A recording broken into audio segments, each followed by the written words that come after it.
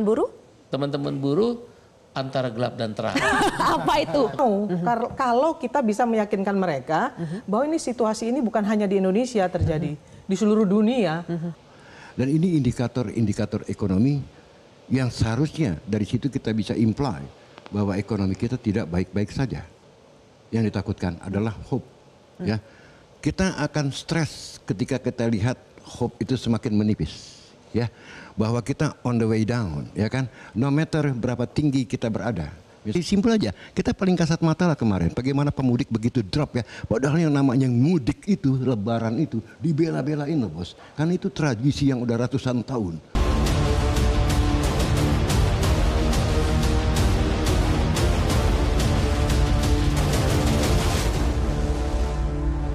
Dipersembahkan oleh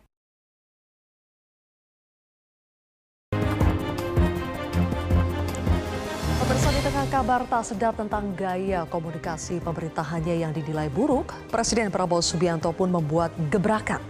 Selama 3 jam, Presiden Prabowo Subianto membuka dialog bersama dengan para ekonom dan pengusaha di acara Sarasehan Ekonomi Selasa lalu. Dialog ini bergulir ketika perekonomian dunia sedang terguncang akibat perang dagang yang ditabuh Presiden Amerika Serikat Donald Trump. Berbeda dengan opini yang berkembang di luar sana, Presiden Prabowo di forum ini mengatakan Indonesia baik-baik saja. Tidak perlu cemas seperti banyak negara lain karena Indonesia bisa berdiri di atas kaki sendiri. Berbeda dengan opini yang berkembang di luar sana, Presiden Prabowo di forum ini mengatakan Indonesia baik-baik saja, kita tidak perlu cemas, fundamental perekonomian kita masih baik. Memang Presiden Trump akhirnya menunda pemberlakuan tarif impor selama 90 hari termasuk kepada Indonesia. Namun bukan berarti ancaman krisis ekonomi global sudah hilang. Genderang perang dagang yang terus ditabuh Presiden Trump kepada Tiongkok akan berdampak secara global. Para ekonom mewanti-wanti terjadinya perlambatan ekonomi di tanah air karena Amerika Serikat dan Tiongkok adalah 2 negara tujuan utama ekspor Indonesia. Banyak dampak yang sudah terasa seperti anjloknya IHSG dan pelemahan rupiah, belum lagi ancaman badai PHK. Singkatnya, krisis sedang mengintai Indonesia. Namun di acara Sarasehan Ekonomi yang dihadiri oleh ekonom dan pengusaha, Presiden Prabowo dan sejumlah pembantunya kompak mengatakan Indonesia akan mampu melewati badai ini. Optimis memang harus, namun berbagai program yang disampaikan Presiden Prabowo di acara ini justru dinilai salah langkah. Seperti rencana membuka keran impor selebar-lebarnya yang menurut sejumlah pakar justru bisa jadi resep mempercepat menuju krisis di Indonesia. Sebesar apa ancaman kegelapan yang dihadapi Indonesia gara-gara gonjang-ganjing ekonomi global saat ini? Dan sudahkah pemerintah kita mengeluarkan jurus terbaik atau baru sebatas omon-omon saja? Inilah kontroversi selengkapnya. Indonesia katanya tidak gelap. Bersama saya Zilvia Iskandar. Ekonomi kita azasnya adalah kekeluargaan.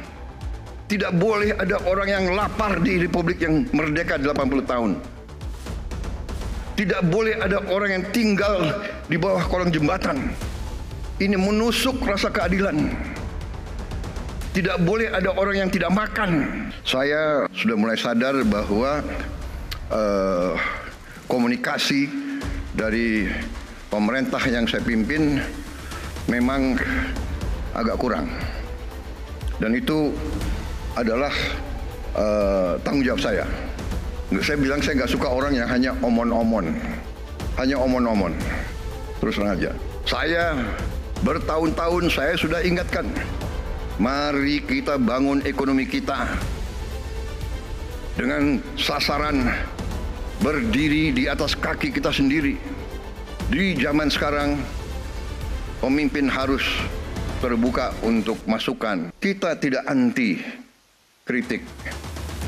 Saya juga heran. Ya, ada orang yang mengatakan Indonesia gelap. Ya, saya kalau dia memang merasa gelap ya itu hak dia.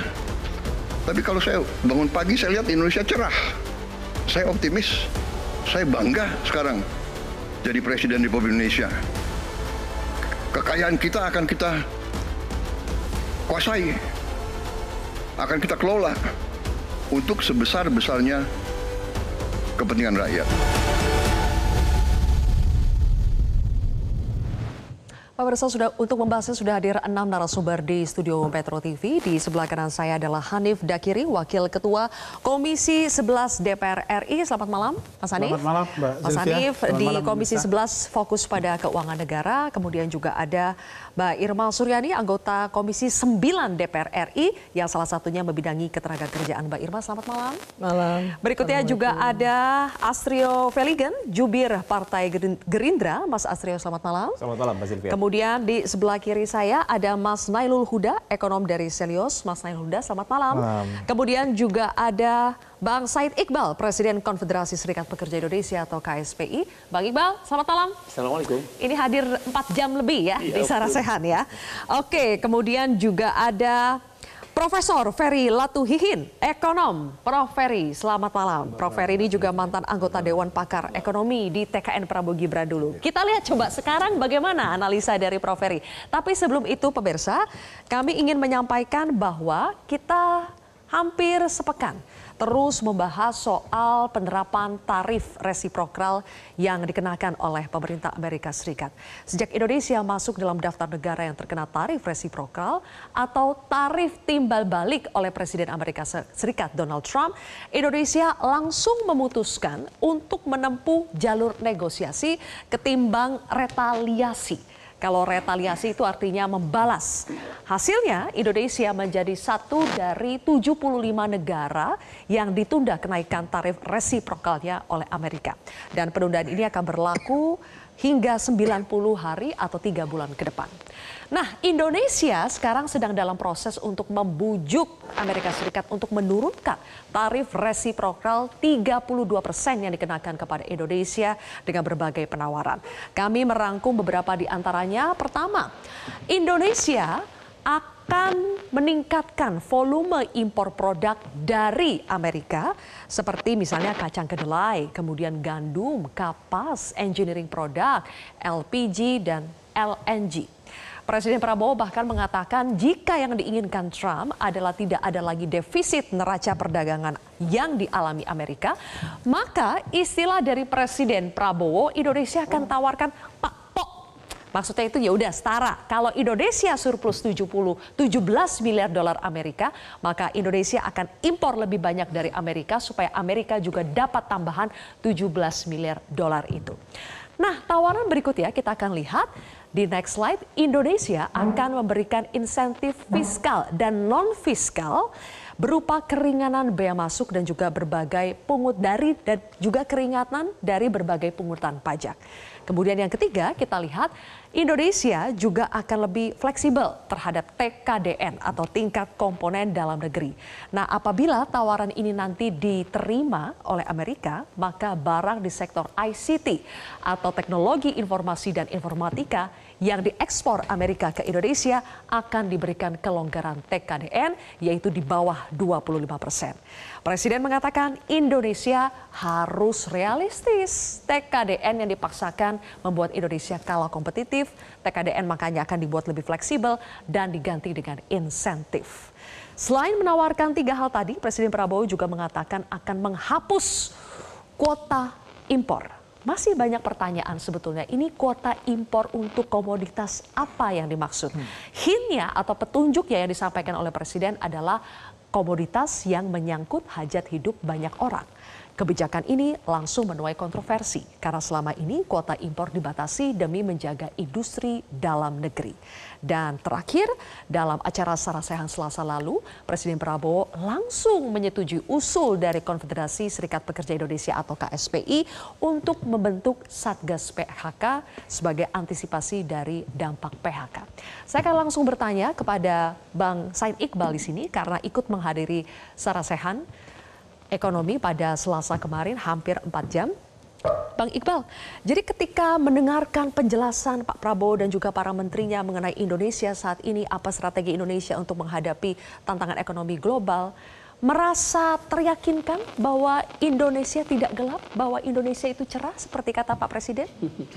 Yang pertama tentu seorang pemimpin tertinggi dalam satu negara atau satu organisasi menumbuhkan optimisme. Semangat untuk tetap bertahan kalau perlu bangkit. aura itu terasa sekali di ruangan itu oleh Pak Prabowo. Jadi kalau ditanya gelap atau cerah, tergantung sudut pandang. Anak muda tetap bilang gelap. Bang Iqbal boleh pakai mikrofonnya, seperti ada gangguan di audio. Baik, saya ulangi. Jadi yang paling penting dalam kepemimpinan bagi kami orang-orang kelas bawah, khususnya buruh, adalah tentang menumbuhkan optimisme, semangat untuk tetap bertahan dalam kesulitan. Tentu optimisme itu harus diiringi dengan tindakan yang kita lihat, apa jejak rekam tindakan yang akan diambil kebijakan.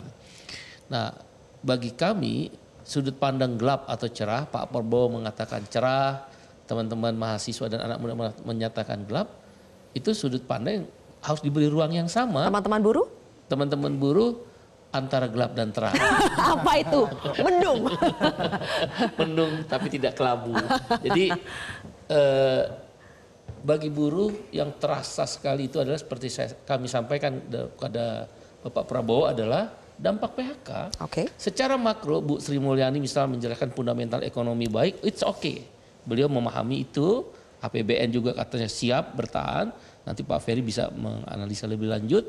Kemudian dari Pak Menko Perekonomian, fundamental ekonomi kita baik. Tapi secara mikro itu di tingkat perusahaan. Mikro itu kan tentang penawaran permintaan. Ada permintaan barang, maka ditawarkan. Kalau nggak ada yang minta barang, ya produksi stop, berarti PHK. Nah, karena itu kita coba gali, karena itu masih lebaran waktu itu ya. Dari teman-teman serikat pekerja di tingkat perusahaan melaporkan, Bang, kami sudah diajak berunding oleh pimpinan perusahaan yang menyatakan dampak daripada tarif Trump akan menghantam industri yang mereka jalani, terutama tekstil, garmen, sepatu, elektronik yang 100% ke Amerika ekspor, kemudian suku cadang, otomotif, karet, sawit, dan beberapa pertambangan dan beberapa sektor lain. Nah kalau udah diajak berunding itu tanda-tanda pasti akan ada PHK. Nah kami sampaikan, kami kalkulasi, Pak Presiden kalkulasi kami dalam 3 bulan ke depan, boleh jadi salah, tapi kami harus sampaikan, bukan hanya semua yang enak-enak atau ABS saja, asal Bapak senang. 50.000 buruh terancam PHK. Sudah ada kalkulasi itu. Boleh nanti dijelaskan dari mana datangnya bisa sampai 50.000 itu. Tapi saya geser dulu ke Mbak Irma. Mbak Irma, lagi-lagi Indonesia cerah tidak gelap, itu fakta atau retorika? Retorika. Kenapa? Kalau menurut saya hari ini di dapil saya contohnya ya, itu petani-petani menyatakan sangat gembira karena hasil penjualan gabah mereka naik, kemudian pupuk juga sekarang sudah langsung. Dan mereka menerima harga pupuk itu sama dengan harga yang sudah disampaikan pemerintah. Itu pertama. Nah yang kedua, tadi Said Iqbal mengatakan bahwa ada yang gelap, ada yang terang, gitu kan. Nah kalau ada owner perusahaan itu memanggil mereka, sebenarnya jalan keluarnya gampang kok. Mereka harus ada negosiasi. Nah itu di situ fungsinya Menteri Tenaga Kerja. Saya pernah mengalami itu ketika ada demo karena si perusahaan tidak bisa membayar UMR, itu akhirnya saya dudukkan dua-duanya. Ini sekarang produksi menurun, ya lebih dari 50%. Kami nggak bisa bayar UMR. Kalau kalian minta bayar UMR, ini kami tutup.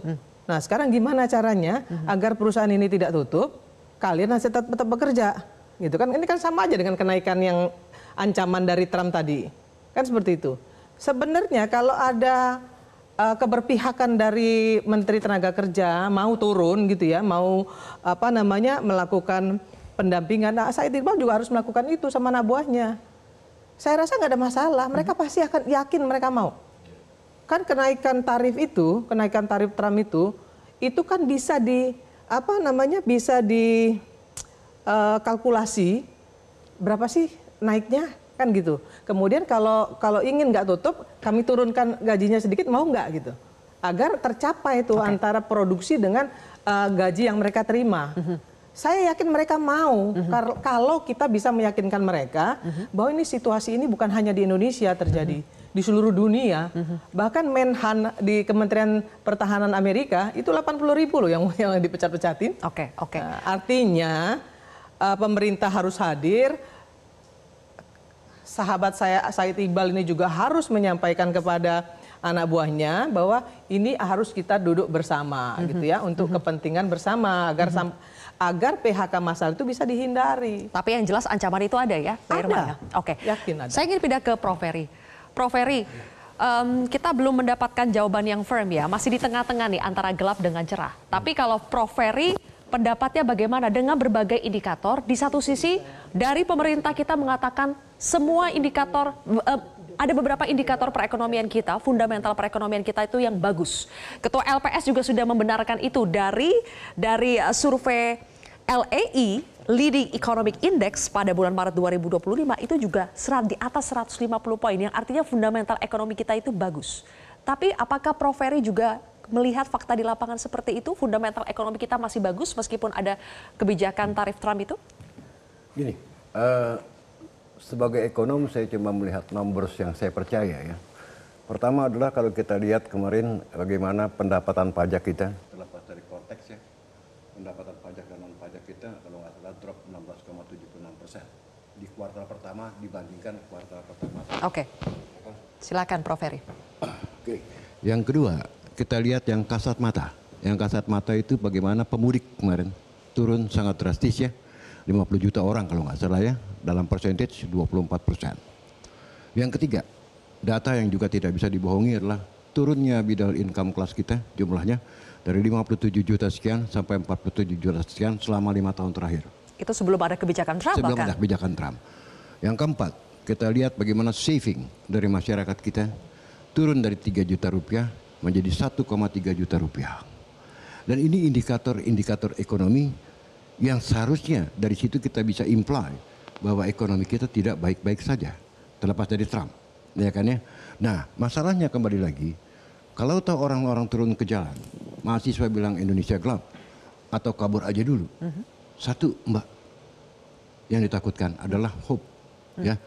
Kita akan stres ketika kita lihat hope itu semakin menipis, ya, bahwa kita on the way down, ya kan, no matter berapa tinggi kita berada. Misalkan Mbak seorang konglomerat, oke, fine, ya kan, orang lihat dari luar, tajir melintir, nggak ada problem. Tapi Mbak pasti stres kalau lihat bisnis Mbak going down, ya nggak? Begitu juga dengan si kecil, tukang ojek, ya kan, walaupun memang statusnya tukang ojek cuma 100.000, tapi begitu dia mendapat harapan mendapat 150.000, kecil Mbak, tapi harapan itu naik. Ya, inilah yang membuat psikologi masyarakat mengatakan Indonesia gelap. Kenapa? Karena on the way down ekonomi kita, dan itu tidak bisa dihindari berdasarkan data-data yang ada. Tadi simpel aja, kita paling kasat mata lah kemarin, bagaimana pemudik begitu drop ya. Padahal yang namanya mudik itu, lebaran itu dibela-belain loh bos. Karena itu tradisi yang udah ratusan tahun ya, bahwa pada saat lebaran mereka harus pulang, ya kan? Dan jumlahnya juga pun sangat fantastis in term of percentage, itu lebih dari 24% loh. Ya. Jadi Prof. Ferry melihat ada indikator lain yang bisa membantah apa yang disampaikan oleh pemerintah. Bukan, saya tidak mau bilang juga Indonesia ini gelap gitu loh ya, enggak. Tapi at least kita not on the way up, ya kan? Dan saya yakin bahkan OCBC sudah mendowngrade pertumbuhan ekonomi kita dari 5,2% ke 4,9%, dan setelah kasus Trump 4,7%. Sedangkan estimasi saya sendiri 4,5% loh. Ya, jauh dari. So we are going down. We are going down. Bagaimana tanggapan dari Mas Astrio? We are going down, tidak seperti apa yang disampaikan oleh Presiden dan para menterinya di Sarasehan.